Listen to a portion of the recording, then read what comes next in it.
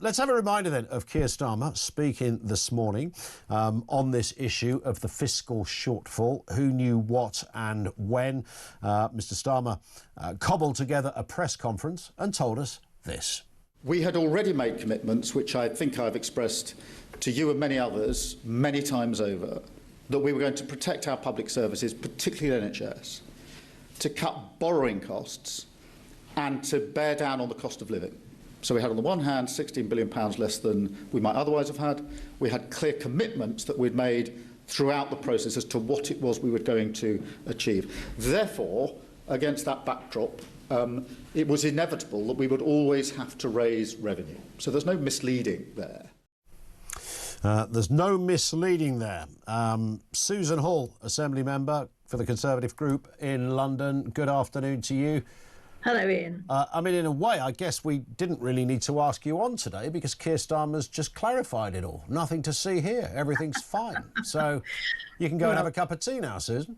Oh, well, thank you. I shall do that when I've had a chat with you. But, I mean, nothing to see here. I mean, it's just unbelievable. Yeah. The thing that really gets me is I am a politician. And the one thing that all of this does is to devalue politicians more and more, because everybody is saying she's a liar. And the reason they're saying that is that she said that there was a big black hole. We all heard about it. And in truth, there wasn't. And that doesn't do politics any good whatsoever. So I understand what Warwick was saying before, you know, a wounded Chancellor may be good for the opposition, but actually it's not good for anybody. And the only thing that we should do is look after the people in Britain. That is what we've all been elected to do. And at the moment, we just don't have any trust, particularly in what that woman says, because she said one thing and that was not the case. And the Prime Minister rowing in completely behind her on that is just proving that whatever people think of her, they'll think of him. It's not good for politics. It's not good for the way the country is run. Well, indeed it isn't. And of course, that budget last week was massively political. You know, you could argue from a Labour, you know, if you're a Labour supporter, you say, well, it was a Labour budget. So you're very happy with the way it went and the additional money on welfare and other sort of associated areas. But this, of course, comes down to some very basic facts. And that is that she was told by the OBR that actually you've got some wiggle room here. You know, the books aren't quite as bad as you thought. We've had, you know, wage increases, and that has accounted for a different set of figures from what we first thought. So you can go into this budget with a little bit more headroom. And it was around about that time that they suddenly, having spent weeks, if you remember, Susan, of saying, or sort of alluding to the fact we might get tax rises, and then suddenly, no, there was no tax rises. That was completely ruled out. And bit mysterious, but thank goodness it was ruled out. But of course they happened in a very different way, and they still went ahead and shed loads of money through the freezing of thresholds and the like, because they wanted to raise money to spend on welfare, and this was money that the OBR said you didn't really need.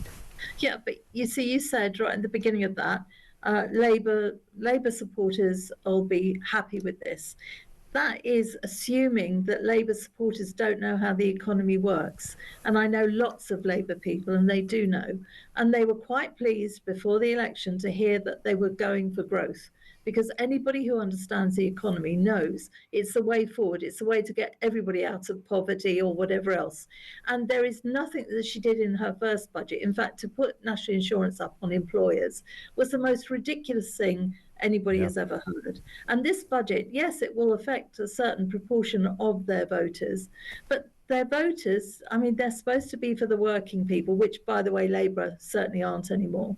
But people that are going out to work, working really hard to find out their taxes are going up to suit some people. Well, I'm telling you, I knock on doors. It's not going down at all well. Labour voters are not stupid.